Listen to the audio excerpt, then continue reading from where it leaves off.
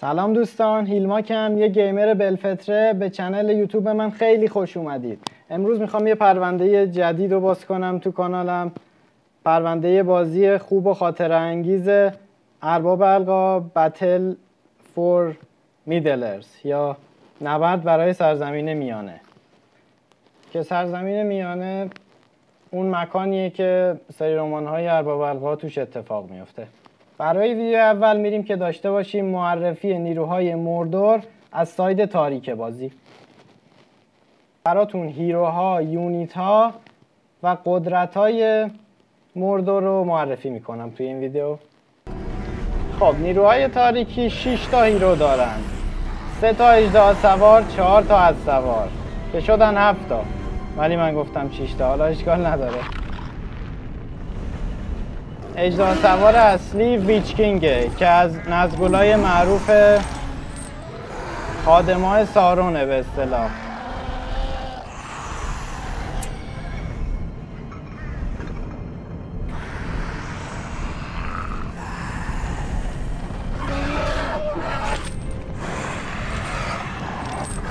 که هم میتونه سوار اژدها باشه، هم میتونید پیادش کنید.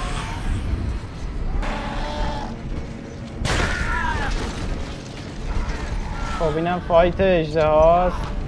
به این شکل 2 تا نزگل ساده اژدها سوار دارید، یه دونه هم ویچ کینگ.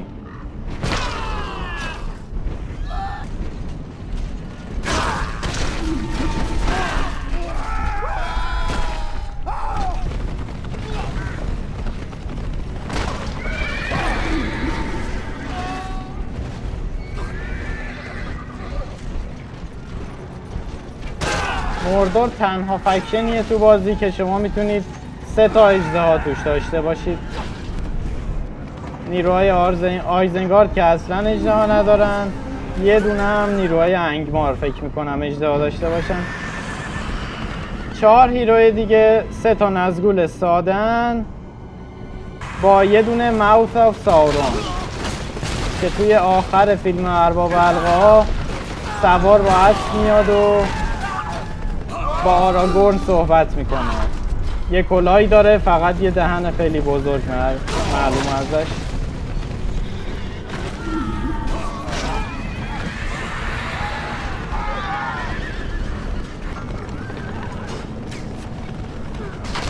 خب اینم قدرت تخریب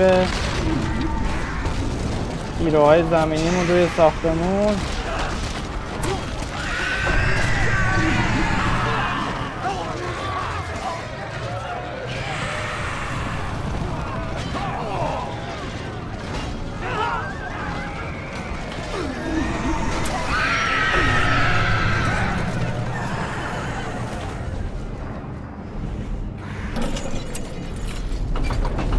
خب یونیت اولی که معرفی میکنم ماونتین تروله یا ترول کوهستان.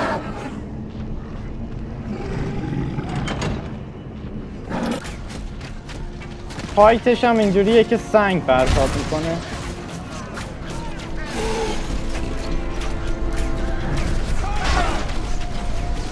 البته یه حالت دیگه هم داره که اگه نزدیک درختی چیزی باشه این درخت رو میکنه و به عنوان سلاح از اون درخت استفاده میکنه. یونیت بعدی اتک تروله، یه ترول زرهی با یه گرز بزرگ.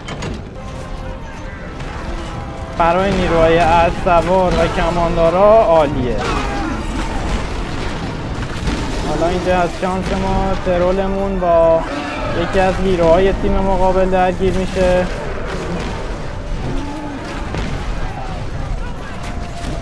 مقاومتش جلوی هیرو هم ببینید خوب بود. یونیت بسیار کارآمدیه. یونیت بعدی درامر تروله یا ترول طبل زن. توی ترولا به نظر من این از همه بهتره.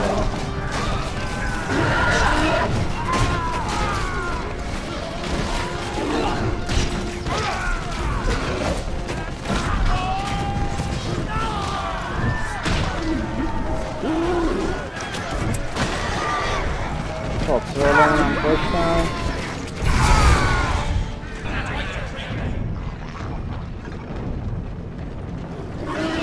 یونیت بعدی دزدای دریایی هن. اینا انسان هایی هن که توی فیلم تحت فرمان سارون بودن، کمک نیروهای تاریکی میکردن.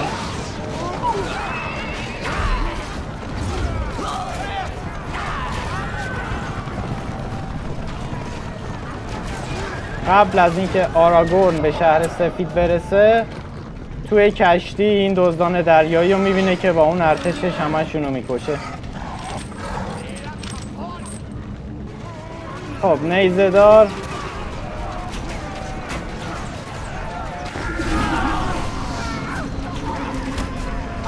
نیزه‌دارا نیروهای خوبی هن برای مقابله با سوارکارا.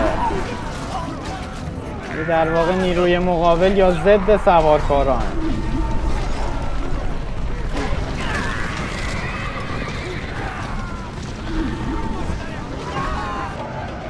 خب یونیت بعدیمون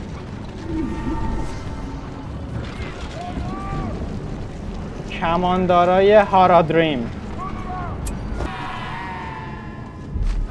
اینا هم باز از دست انسان‌هایی هستن که تو تیم سارون بودن که توی فیلم ارباب حلقه‌ها اون جایی که فرودو از دروازه موردور میخواد وارد بشه یه سری انسان‌هایی هستن که از دروازه محافظت میکنن. اینا جزو اون دستن.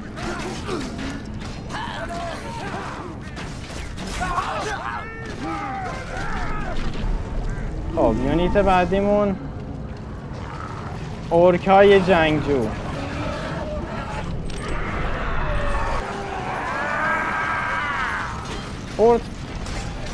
اورکا کلا خیلی نیروهای قوی نیستن،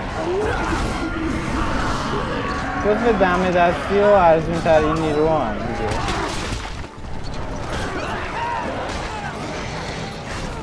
با یه دسته سوارکار میشه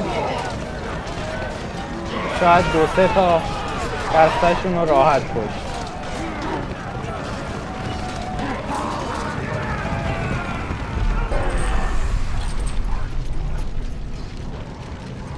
خب اورکای کماندار.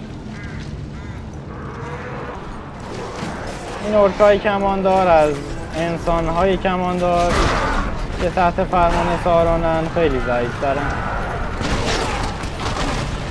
مزیتشون ارزون بودنشونه دیگه، برای استقرار روی دیوارا خوبن.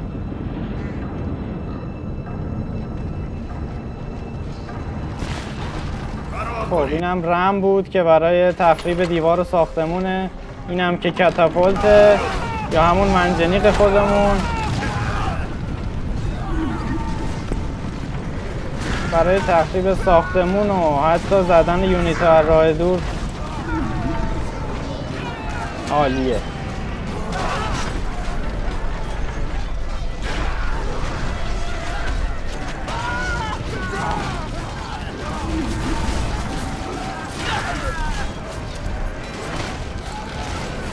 خب منجنیقمون هم ترکید.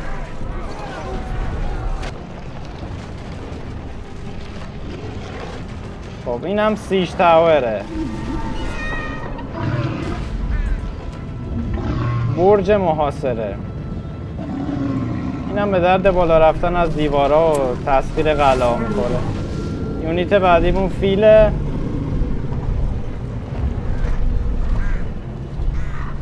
که تو فیلم ارباب حلقه‌ها هم اگه دیده باشید حتما فیلاشون رو دیدین. فیل یه مزیتی که داره، تاوری که پشتش سوار شده هم پر از کمان داره.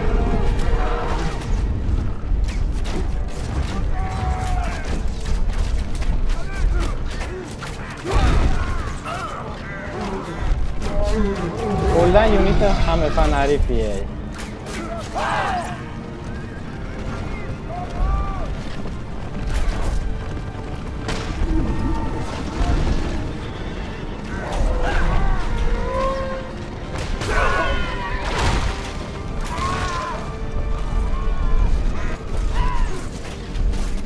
خب قدرت تخریب ساختمونش هم می‌بینیم ما هم.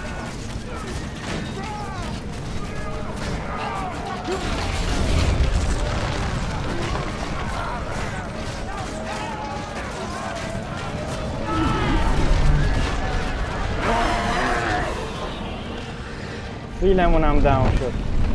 خب بریم سراغ پاورای نیروهای تاریکی. پاور اول که از همه هم قوی تره بالروگه، اهریمن معروف نیروهای تاریکی.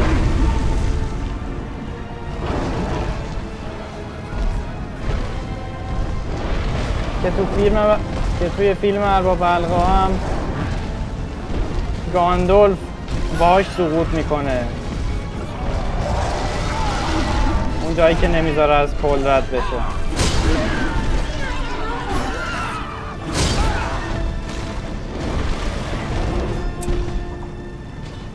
خب قدرت اول بالروگ نعره آتشینشه که یونیت های اطرافش رو پرت میکنه.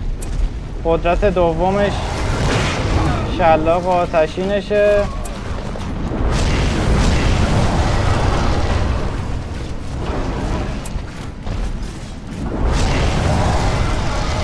قدرت سومش هم یه نعره ساده است.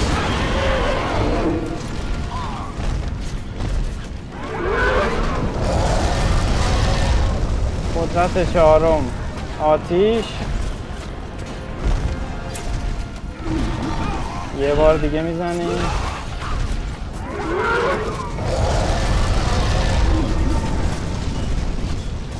قوی تر از این یونیت من فکر نمی کنم تو بازی چیزی باشه به جز خود سارون که اگه حلقه رو به دست بیارید میتونید اسپانش کنید.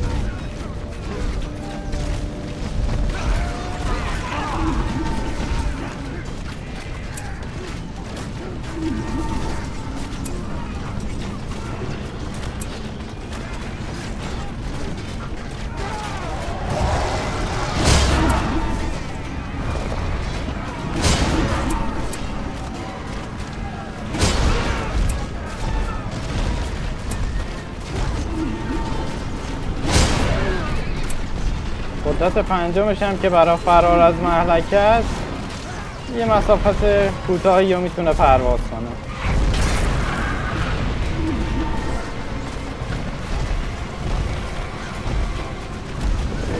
یکی از هیروهای تیم حریف هم اومده با بالروگمون درگیر شده ولی کاری از دستش بر نمیاد.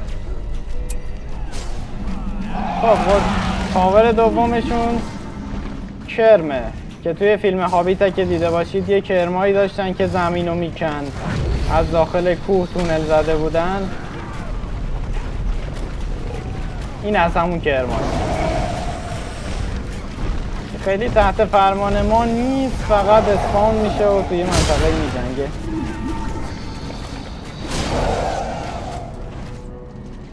قدرت سوم فایربال.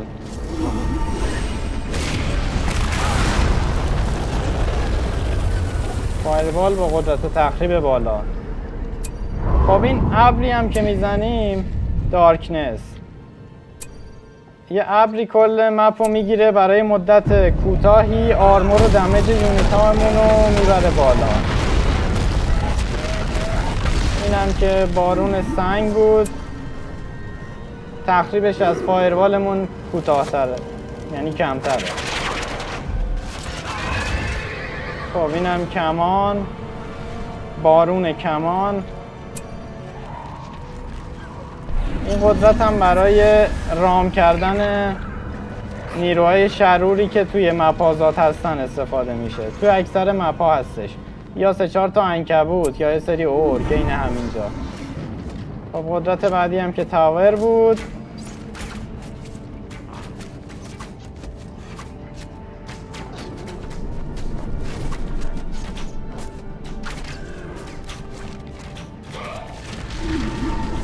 این قدرت رو اگه روی ساختمونایی که ریسورس یا منابع استخراج میکند بزنید، تولیدش 3 برابر میشه.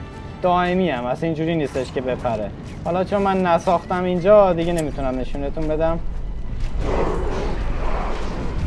این وار چند هم باید روی نیروهای خودی بزنید، مثل الان که رو باید روک زدم. دمیجش 50% افزایش پیدا میکنه، آرمورش هم 50% که دائمیه. این آخری هم که محدوده داشت زدم، توی این محدوده دمیج و آرمور یونیتاتون رو 50% میبره بالا، ولی بعد این مدت دمیج. خب خب این بود معرفی نیروهای موردور. اول کل نیروهای تاریکی رو براتون معرفی میکنم، بعد میرم سراغ نیروهای روشنایی. امیدوارم این بازی رو اگه بازی نکردید برید و حتما بازی کنید، مخصوصا اگه فن ارباب هستید. تا ویدیو بعدی بدرود.